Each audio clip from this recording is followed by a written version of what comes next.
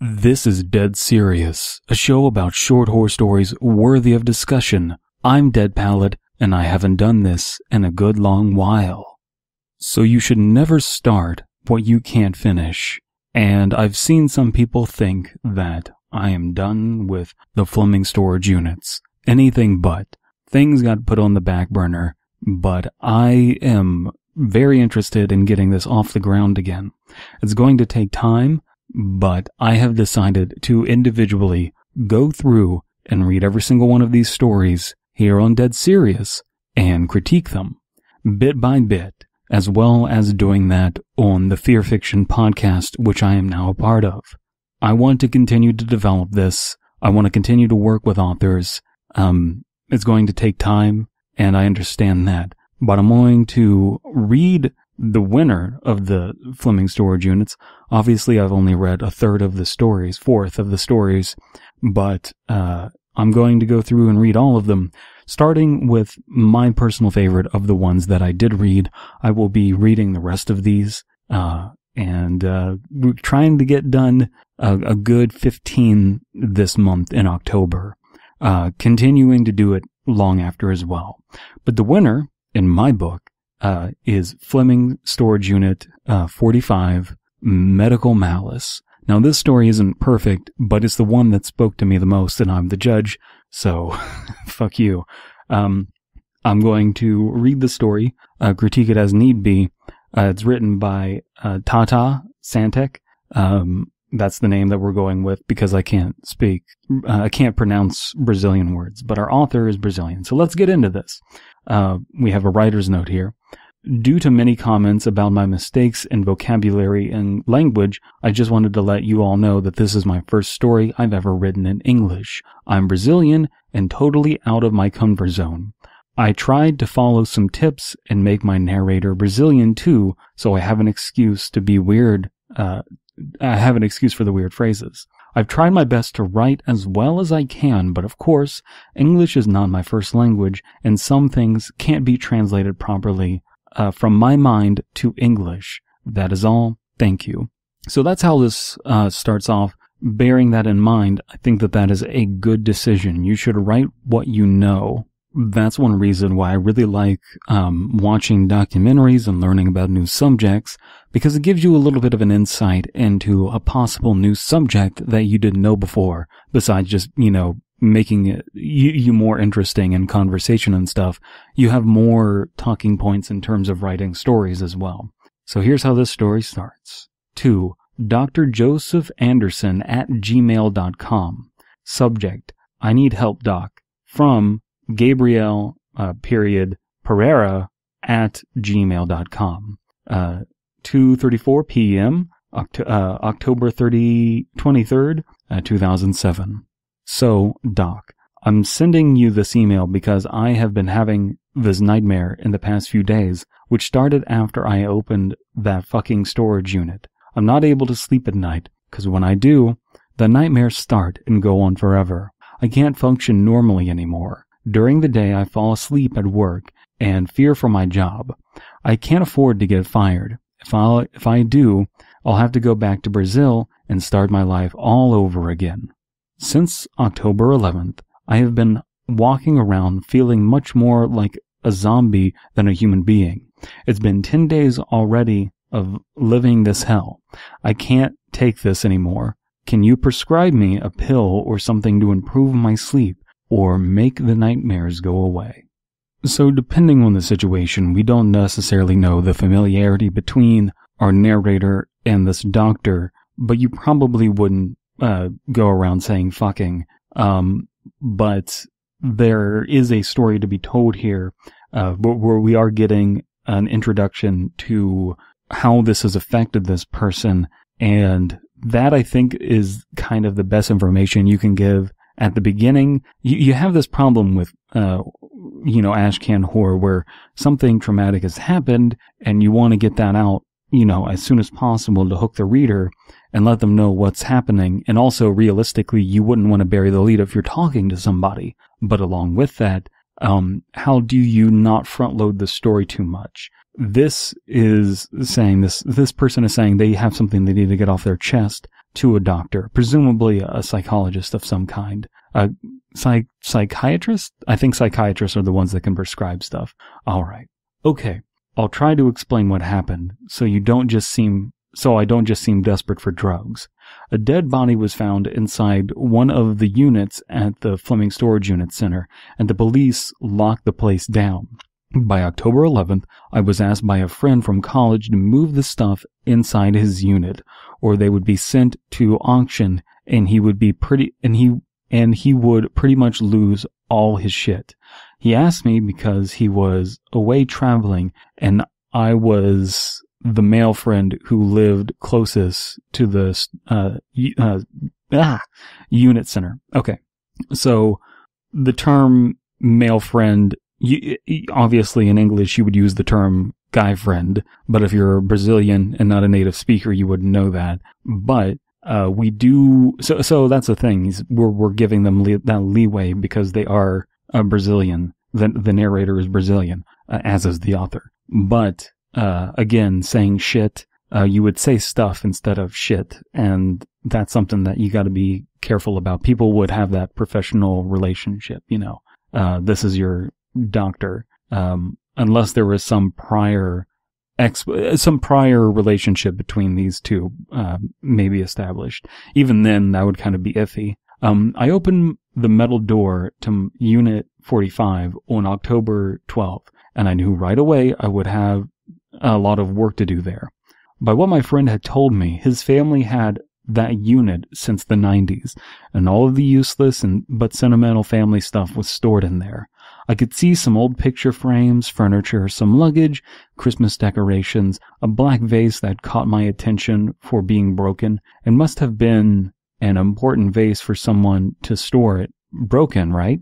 But I could tell there was much more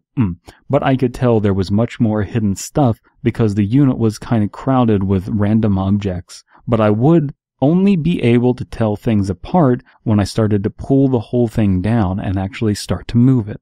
Okay, so one thing that's very noticeable here when you go through the comment threads on this page, people had given Tata feedback to help tighten up the grammar, and the grammar is actually pretty tight. I think there are still some mistakes here and there later on, but it's pretty tight considering English is their second language. And again, this is just setting the scene for the units. I can place myself there pretty easily. Let's continue on. I prepared my back to start the heavy work, but I began taking out the smaller, easier to carry stuff that was right on the edge of the piles. When they were out of the way, I got to a pretty heavy bag which made metal clanging sounds when moved, but it was with an old, it was closed with an old pink ribbon since the zipper was broken.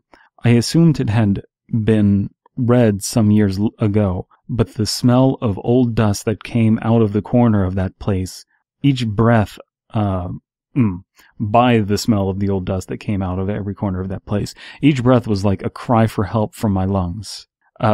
Again, using colorful language, evocative language, but not language out of the common lexicon.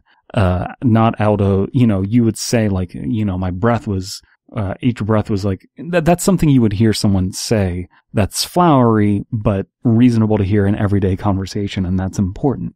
After that, I took out picture frames that looked quite expensive but had no pictures inside.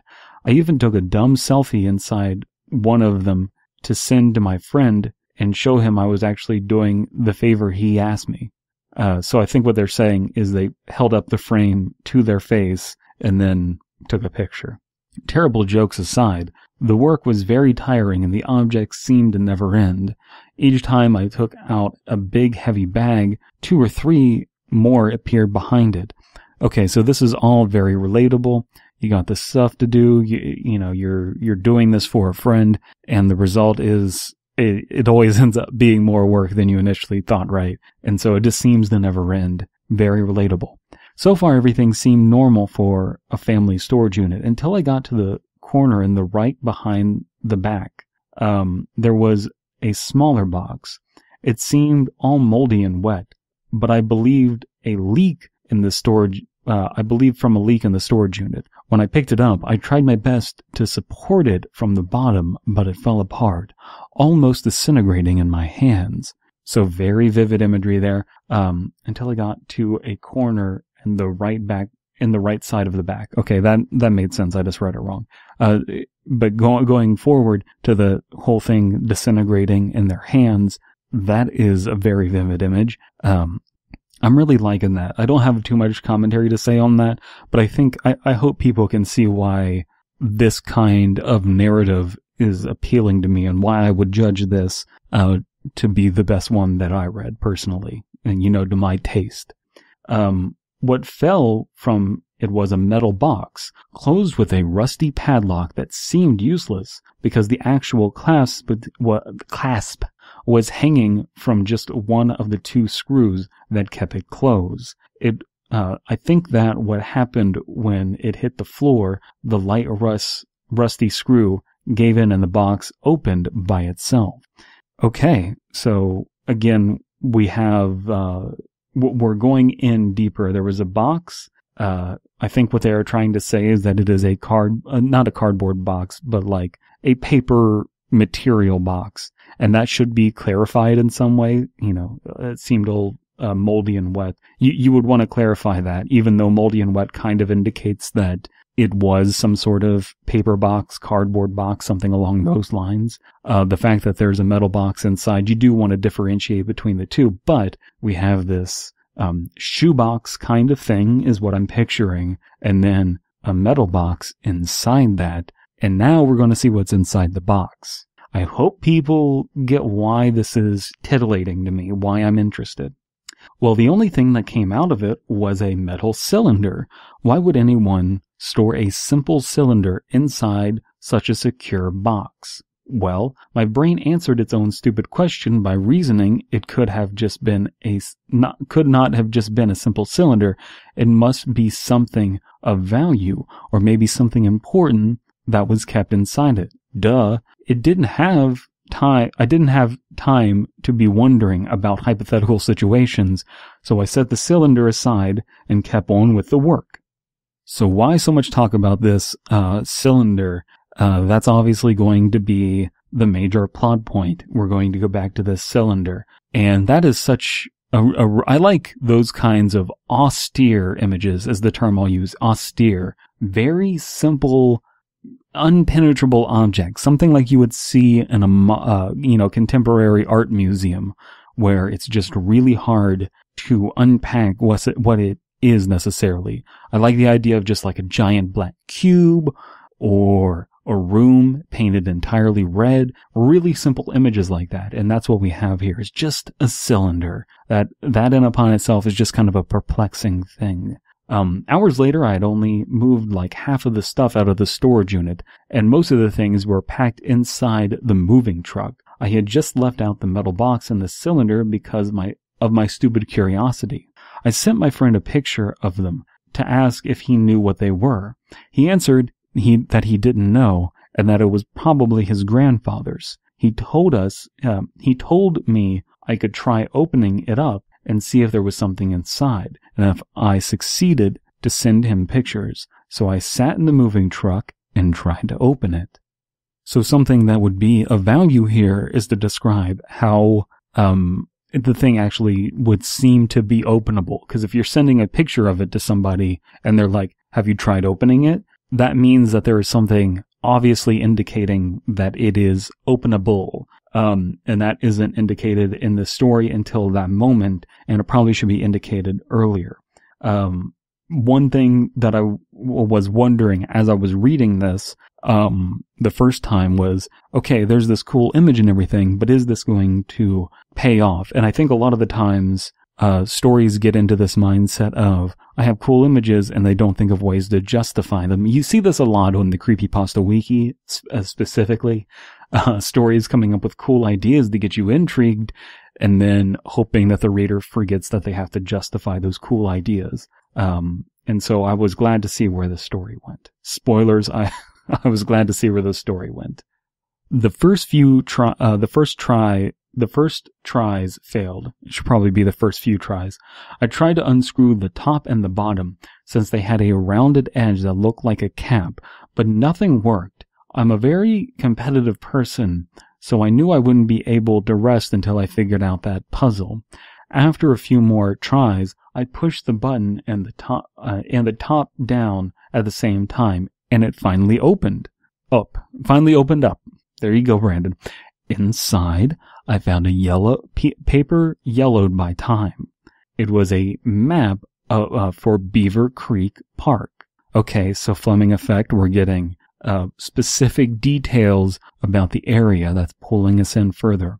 On the bottom of the cylinder, I saw something sparkle. It was a bracelet that had Julie engraved on it. I thought it looked really expensive, and maybe if I followed the map, I could reach some more jewelry, like a treasure map. Oh shit. Okay, so to recap what has happened, and this is important as to why I find this story so interesting. We have someone who doesn't want to go to the Fleming Storage Units, but is doing it as a favor. So inside Haver, Montana, there are the Fleming Storage Units. Inside the storage units, there's storage unit number 45. Inside storage unit number 45, hidden behind a bunch of junk, is a small, shoebox, cardboard box, something. Inside this wet, moldy cardboard box is a metal box with a lock on it. Inside that metal box is a cylinder. Inside the cylinder is a fucking map. Oh my God. We are going down the rabbit hole, and this is, spoilers alert, spoiler alert, really becomes a giant, pale Luna kind of scenario. It really starts to pull you in with this stuff, and I really find that interesting. So now, this has piqued this person's curiosity. Like, what are you going to do, not go on a treasure hunt? Also of note is that the bracelet says Julie on it, and we get the map, so let's press on. It does not surprise me that the first thought that came into my mind was that I've been short on money here it should be in the US, but it says on the US. My parents don't send me help from Brazil anymore, and if I don't want to go back to my roots there, I must work on my way through the difficult times by myself. Immigrants don't usually have the best kinds of jobs here, Any chance we get must be taken seriously. I first saw that map as an opportunity to save myself financially. So there's that honesty there, of, okay, finders keepers, I did this, nice, thing for my friend, maybe this treasure map is mine, and I like that. There was a red X marked on a more isolated area of the map, far from the camping areas on its bottom. Immediately, I Googled it and found that it was really close to the Fleming Storage Center, close enough for a visit. Since I wouldn't be able to finish the moving on that day, I headed out to the park. When I arrived, it was pretty easy to find myself. There were lots of signs pointing where each place was. It was pretty easy to find it myself. I like the idea though that, it was easy to find myself there. Found my center. That's a funny typo. Following the X on the map, I got to the isolated area. All right. There were huge, dark trees that covered the whole site. It looked forgotten, like nature had taken over man's creation. It felt weird, almost as if I was alone in the whole park, even though I had passed by a happy family coming back from what I assumed was a picnic. I knew there were other people in the other areas of the park, but even so, I felt completely alone. Okay, so we have someone who is feeling something surreal, feeling something slightly off, and I think people can relate to those feelings. Feeling alone in a crowd, feeling sort of like there's a twilight time that you're in, like you're in some sort of weird pocket dimension. And I think that this story is capturing that feeling, at least to me. I started to explore, never losing sight of where I had parked the truck. Up ahead, I saw some kind of small construction. I could only see what looked like concrete from a distance, and it was covered by plants. So there's some sort of small construction here. It's kind of vague as to what they mean, but it's made out of concrete. So there's some sort of outcropping. Let's get into it. As I got closer, I could see that the building was a concrete cube, the size of a small bathroom. It was only with only a metal door and a big padlock closing it. I was already getting mad at myself for driving all the way down there to find a fucking toilet. But it couldn't just be that. Why would anyone keep its location almost hidden, right? So there I was, trying to open the door. All right, so that's a perfectly probable thing. If you find a weird metal cube at a, state park, a national park, it's probably a bathroom. Or some sort of utility shed, something along those lines. Nothing in upon itself weird, but the potential for there to be something ominous about it. It took a couple heavier tries, and the screws that held the padlock came off, just like on that old box. As the door opened, I saw a staircase headed down. Just constantly digging so there's just this slow build of curiosity, and it starts off as nothing. Okay, what is this? That's all it is. It's just, what is this in my hand? What's in this box? The box almost disintegrates in their hand. Oh, it's a metal lockbox. What's inside the metal lockbox? A cylinder. It's such a simple thing where, should you go down and explore this? No, but you have such a gradual buildup of tension and curiosity pushing you into this, that now we're going down a deep, dark staircase and we don't know where it goes, and that's so exciting to me. There I stopped to weigh the possibilities. If I went down, a fucking psycho could come out and murder me. But if I backed out, I wouldn't have the money for the month's rent. Just the thought of going back to Brazil gave me the strength to keep going. It sounds like someone wants to get the fuck out of Brazil. I don't think it's just our narrator. And my war with Brazil continues. So I headed down with my cell phone flashlight on. After descending the narrow staircase corridor, the place grew larger, about twice the size of the upstairs part. It looked exactly like the first floor, only bigger. The door there wasn't locked. As I went in a much bigger room, my flashlight became too weak for everything. I searched the walls for a light switch, but figured the power would have been cut off after so many years abandoned. Even with the small possibility that there would be electricity down there, I tried, and it fucking worked. There was light in that fucking place. I could not believe my luck. So this is kind of a weird thing to me. I don't know why you would necessarily think that there wouldn't be power down there. I would assume that it's for some sort of state park, and even if it's not actively being used, I would still assume that it had power down there, just not being utilized. But let me know what you think about that in the comments, whether you disagree or whatever, but that's the case. That's what I think the case is.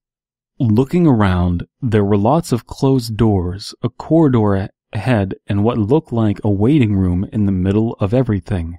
In the middle of the 4 couches was a little table.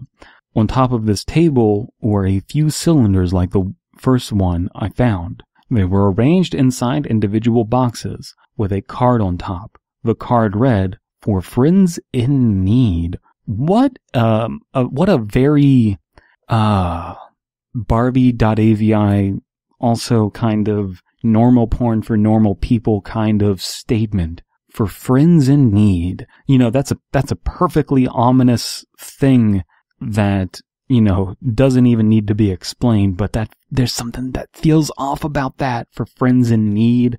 It sounds conspiratorial and I don't like it, really off-putting. The first metal door to my right was labeled Recipient's Room. I immediately thought it was my chance. The jewelry could be in there, as I entered the door, I saw it was a cozy place, had furniture, a nice bed nice enough to be at a 5-star hotel, and everything was still in its place, like frozen in time. The only thing that gave away its age was the penetrating smell of mold and a thick layer of dust on everything. There were no other doors inside, so I headed back to the main room. The next metal door said, surgery. As I walked in, I saw some other doors on a long corridor. The first one to the left read, prep room. I began to feel weird, with a feeling in my gut that I shouldn't be seeing all that, or as if something was wrong. I opened the door and could see a sink like the one we see in medical TV shows. I went in. There was only that and another door inside. I could see what I assumed was a very old operating room by the looks of the instruments. They were all too rough, too rustic to be new, like the forceps shown in the movie to deliver babies that would kill the mother every time they were used. So this is the part of the horror story where you can start to draw some conclusions ahead of the narrator, right? There's always that awkward moment where the narrator hasn't figured something out, but you as the reader have probably figured out where something is going, and they're going to tell you, like, yeah, I should have known. The recipient's room. So there's going to be some sort of donory kind of quality going on here, set up here. There are surgeries taking place here, literally underground, not just figuratively underground, literally underground. And they want to make sure that the recipients are very cozy. They have a very nice bed. The only thing that's preventing this place from being nice is the smell of this mold. But again, everything is very outdated and antiquated, and that's awesome. Let's press on.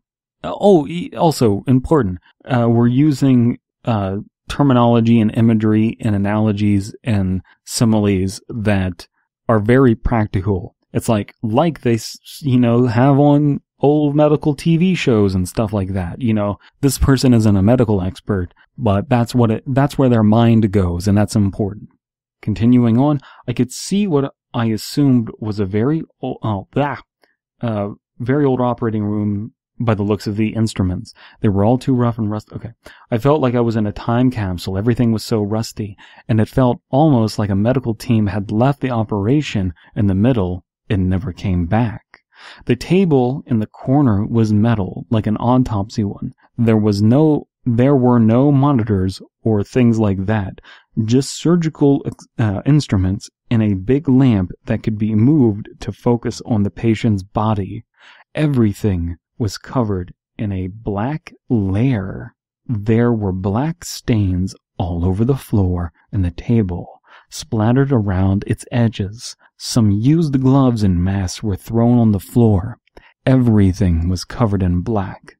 It must have been blood, the only logical thing that black mess could be. Maybe it had dried up, and with time, some kind of chemical reaction occurred that made it all black. I don't know.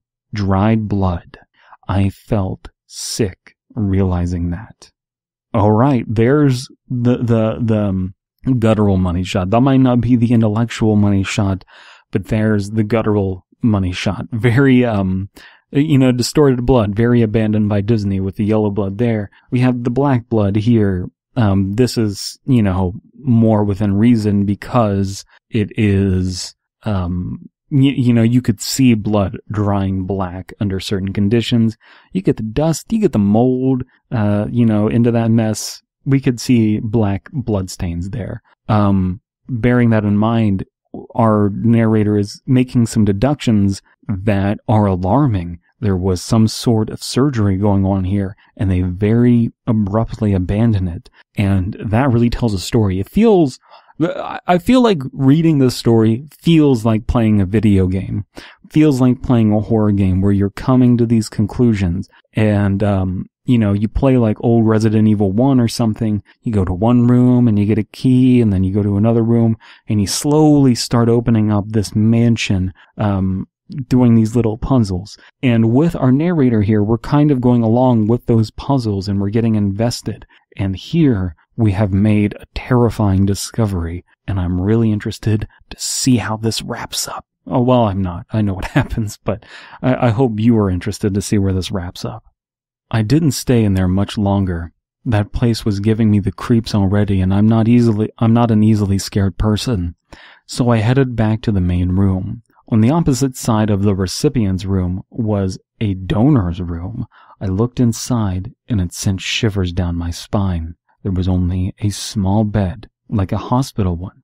It had 4 straps, one on each corner, with handcuffs on the edges, all black by the dried blood.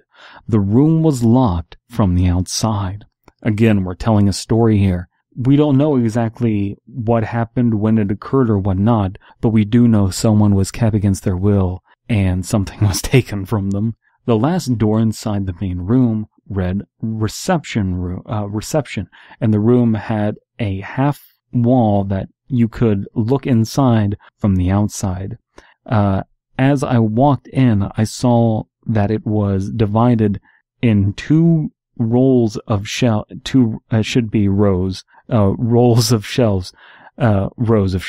one to the right and one to the left. The right one had a donor sign and the left one a recipient sign. I went for the donor's one. It was organized alphabetically. A closest to the door and Z to the back. I picked a Kyle Averson file, the closest one. So now we can actually look at what is in these files and hopefully get a little bit better insight as to what's going on. It looked like a police file, like the ones we see in movies. Yellow cover and a bunch of papers inside. There was a picture of this guy on the front and his information on the back. He was born in 1932, white, brown hair, lived in California, and looked like he was around his 30s. There was a bunch of health information, like blood type, weight, height, previous sickness, all too specific. On a certain paper, I discovered that he was donating his liver to 2 different people. I had always heard that a person's liver can be divided into 2 parts, one for donating and the other for the donor himself. How could he be donating his whole liver at once? So right there, we're using real life information. So that's, knowledge that is verifiable and true. You can have your liver split in 2, donate some and keep some for yourself, and using this of like this very, morbid math. That's a, medical malice. Maybe that's an alternate title, morbid math. I'm just joking, but that is something that gets me interested. Then the realization hits me in the stomach. I was exploring an illegal organ harvesting clinic. They kidnapped and killed people in there. Fuck the jewelry. I needed to get out of that place. Very staccato paragraphs. I like that. This starts off, nice formalized paragraphs, and then as it gets into the more dramatic parts, the paragraphs get shorter, and then you get those, single paragraph breaks. Fuck the jewelry. I needed to get out of that place. So this is, I think, pulling us in. It's using the structure of the paragraphs to build up that tension along with what's actually happening in the plot. And I think that helps the drama as well. As desperate to leave as I was, I realized I needed to be sure before going to the police or something. I searched for the first person who received his liver. It didn't take long to find it was Clay Ashton, and the A roll was right behind me in the recipient shelf. Ashton also had a picture on his file, and he looked quickly, and looking quickly, I could see that his health wasn't too good. I know I'm not a doctor or anything, but I believe everyone knows that cirrhosis is a pretty bad condition which can kill you. They didn't seem to be related or anything. The last names didn't match. I needed more evidence to make sure the police would believe me.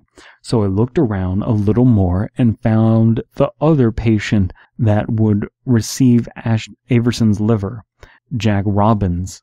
He had autoimmune hepatitis, which I guess was a pretty bad condition, or he wouldn't have been getting a liver transplant. His file was very similar to Ashton's. They were both in pretty bad shape and needed a liver transplant, I figured. I needed to get out of that place. The image of the dried blood already imprinted in my head. Heading out of the door I came in, I took another cylinder box to use as evidence. As I was leaving the park, I called my friend to tell him what I had just seen. His answer haunts me to this day.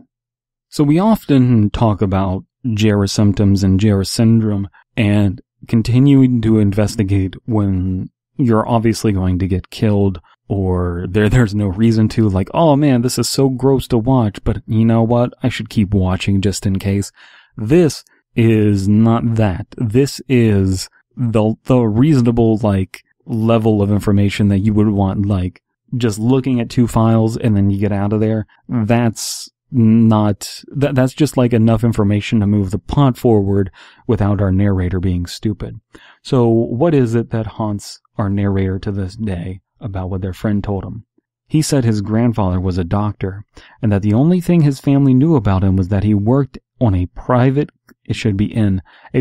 clinic as a surgeon, but he had never talked much about the place. They knew it was a clinic for the wealthier people, given his really high wage, but no one had the guts to ask him any further questions. He was a really intimidating man. Ooh, okay, so that was his grandfather, not the narrator, but the narrator's friend's grandfather, who was this, illegal surgeon. That night, the nightmare started, and I've been having the same one every night. Guess I wasn't able to digest what I saw there. I dreamed I was taken to the clinic and strapped to the table on the operating room. They didn't give me any injections or sedatives. They just cut me open in plain silence. The staff was dressed as a 50s movie. The instruments were all covered in that black, gross thing I had seen. I felt the pain of the injection, and everything faded to black. I woke up in sweat and shaking like a wet dog. It should be, I'm trying to figure out how you would phrase that, but it continues to happen, so it should, this is a recurring dream that this person is having, so it shouldn't be I woke up, it's I keep waking up covered in sweat and shaking like a dog. But I like what we're doing here. We're not showing the actual scene, because how could we get that, unless there's some sort of videotape or something, and that gets kind of convoluted. So instead we have images of the results, and because this is a very traumatic thing to stumble upon, our narrator is filling in the blanks, and the filling in of the blanks is even worse than what reality might be. There's not necessarily them getting strapped down with no sedatives or anything, but that's what our narrator is imagining because of what they have gone through. And I would imagine that this would, sit with you for a while. That's not something that you want to go through. You don't want to discover this kind of thing. As soon as I was able to stand up without shaking too much, I went to the police. They investigated the place and took the evidence I gave them. As soon as I was able to stand up without shaking too much. I don't know about that part. That I think is a little weak. I would say I would maybe tweak that to be something along the lines of, even though I felt weak and was shaking at fear, from the fear or something, I got up and went out, that's where I would go with that, just personally. That seems a little bit too much. This is something that I think would really hit you more after the fact, than in the moment. In the moment, I think you would just want to get out. So far, they have found 152 missing people among those files in the clinic. No bodies were found yet, but the cops are still going through all the papers. So what they're saying here is there are missing persons reports and, 152 of them that match the files from the underground clinic. The bracelet I found was identified by Julie's family. She had been missing since 1996, kidnapped after school when she was 13. My friend's family was also being investigated, but I'm pretty sure they were all as shocked as I was by my discovery. His grandfather died with his secret several years ago, and the only evidence he left behind were the cylinders and a bag full of medical instruments in the storage unit. I closed its doors on October 13th and never spoke to that friend again. So, after reading this, do you believe me, Doc? Do you think I'm losing my shit? I don't think a doctor would doubt that story. Especially if there's, that can be verified by the police and investigators and whatnot. Your local police department would be able to verify that kind of thing.